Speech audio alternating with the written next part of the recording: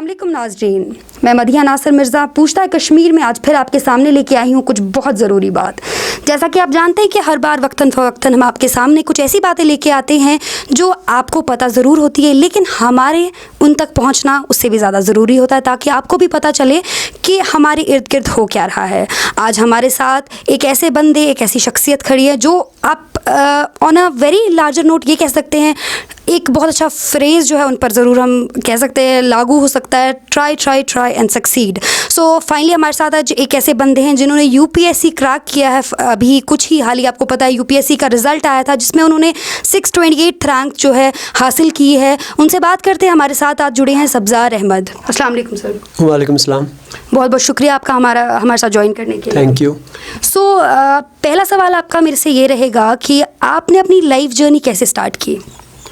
Ma'am, if you are talking about academic journey तो it started from the primary school जो हमारे local village में है, and then I moved on to another government middle school and then to another institution which is located in the nearby village where I passed my 9th and 10th class exams, and then I went to government higher secondary school Hillar Arhama, that's also located in Kokarnag Tehsil, and then after that I appeared in Jammu and Kashmir Common Entrance Test and I secured 36th state rank, and I got admitted in the Government College of Engineering and Technology where I did civil engineering.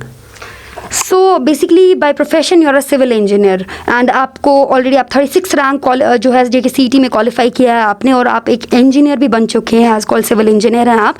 सो आपके यहाँ जो एक finally आपने एक बिल्कुल अपना जो stream है चेंज किया from civil engineer to public service, तो ये एक टोटल स्ट्रीम चेंज आउट हुआ है। तो आपके दिमाग में ऐसी कैसे बात आई कि like from this to that कैसे चले गए आप? Starting में the dream was to get into an IIT, but I couldn't make it to the IIT, and then after I joined engineering I felt that there is some void, there was some exam which I couldn't clear, but soon I realized that in IIT I could have become an engineer, a good engineer, but the scope of doing work and the diversity of work and the people and the connect to people nature of the work, I think civil service was a more dynamic and a more diverse job. That's why I chose civil services. So as you know कि आप एक ऐसी जगह से हैं जो you can call छोटा सा एक गाँव, एक छोटा सा विलेज, जहाँ मतलब लोग काफ़ी सारे लोगों को इसके बारे में अभी नाम पता भी नहीं होगा, और इसके बाद आपने अपने माइंड में एक सेटअप बनाया कि नहीं आपको कुछ हासिल करना है, और आपकी यूपीएससी को क्वालिफाई करने की वजह से आपका जो नाम, ऑब्वियसली आपके पेरेंट्स का नाम प्राउड फील हुआ होगा, लेकिन साथ साथ उन लोगों का भी फील हुआ होगा प्राउड जो आपके इर्द गिर्द रहते हैं, इस लोकेलिटी में रहते हैं।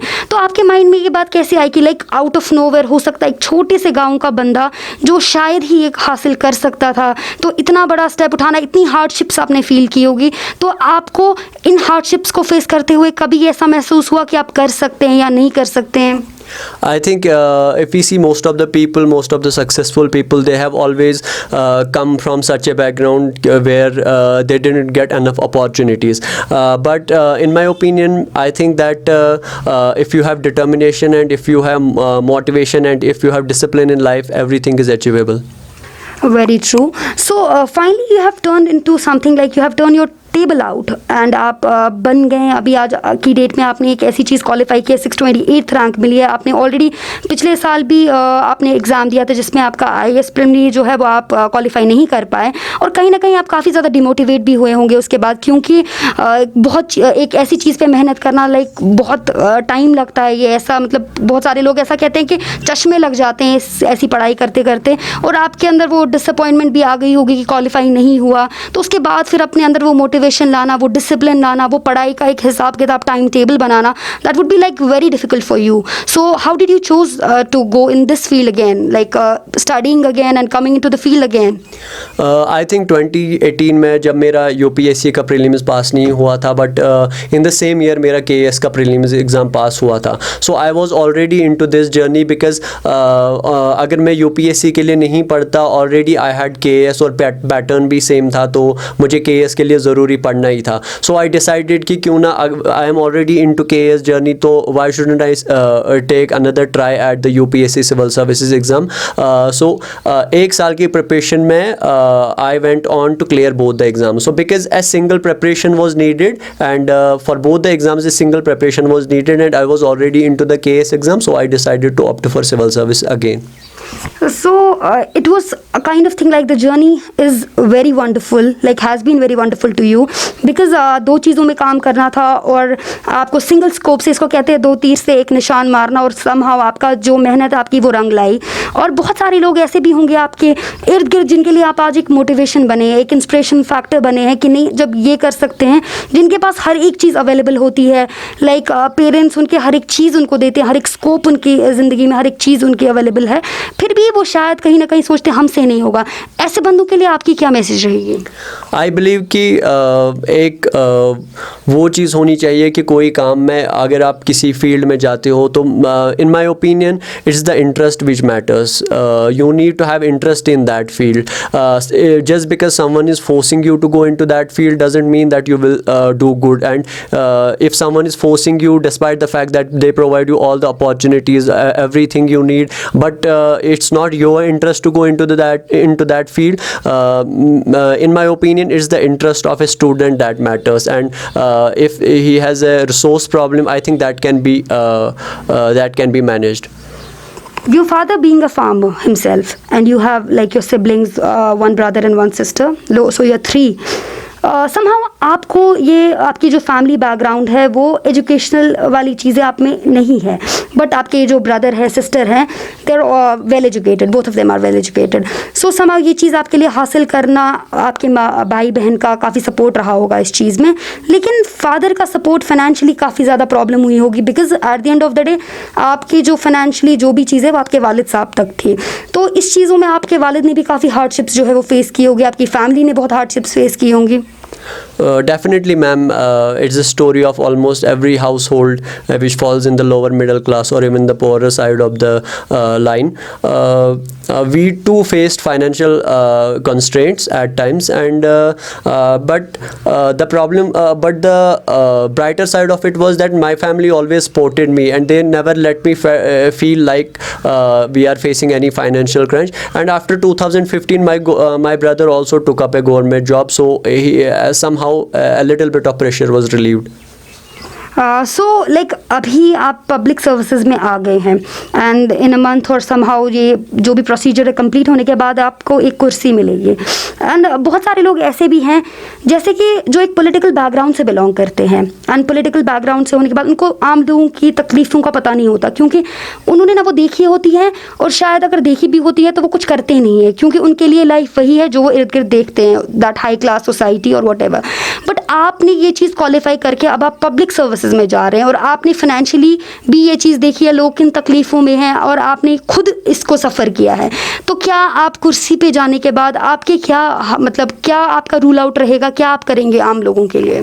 I think this was my primary motivation of joining the civil services, that because I have seen everything. I have seen people in governments. I have studied in government schools. I have seen people from lower middle class or a poor family studying. I have seen rural setup. I have seen how rural people are placed at a disadvantage with respect to urban areas. So I think the more people to people connect is the thing that motivated me at the outset to join the civil services. And I think in the civil services it is this primary motive with which I am going into it.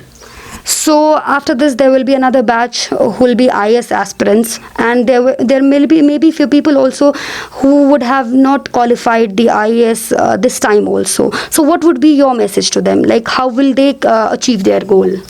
I have a lot of friends who even reached up to the interview stage but couldn't clear, and also those people who failed even in their in the first stage itself. And I was among them. I was one of the candidates who failed last year in the first step itself. My message is that civil services is such an exam that if you work consistently and if you work patiently, I think you are actually going closer to your goal. And it's I don't think that there is any possibility that you will never clear the exam if you study consistently for it. In my opinion, if you study consistently, work hard and have motivation and that determination in your mind, I think not today, not this year, maybe next year you can be one of the toppers. आखिर में आपको और आपकी पूरे घर को Kashmir voice of Kashmir की तरफ से मुबारकबादी देना चाहूँगी, क्योंकि मैं भी चाहती हूँ कहीं ना कहीं आप भी हम लोगों के लिए जो नॉर्मल मतलब एक लेमैन की तरह हम लोग बाहर होते हैं, बहुत सारे लोग ऐसे होते हैं जिन तक वो चीज़ें नहीं पहुँच पाती है, वो गवर्नमेंट की तरफ से वो हेल्प नहीं पहुँच पाती। आप कुर्सी पे पहुँचेंगे तो ज़रूर उनकी मदद करेंगे। तो आप यही मैं आपको कंग्रेचुलेट भी करना चाहूँगी, साथ साथ आपको बेस्ट विशेस देना चाहूँगी कि आप जो एक पब्लिक रिलेशनशिप, एक पब्लिक सर्विस में आ चुके हैं, इस चीज़ के लिए आप एक बहुत ही अच्छा नाम और रुतबा कमाएं इंशाल्लाह। बहुत बहुत शुक्रिया आपका हमें ज्वाइन करने के लिए। Thank you.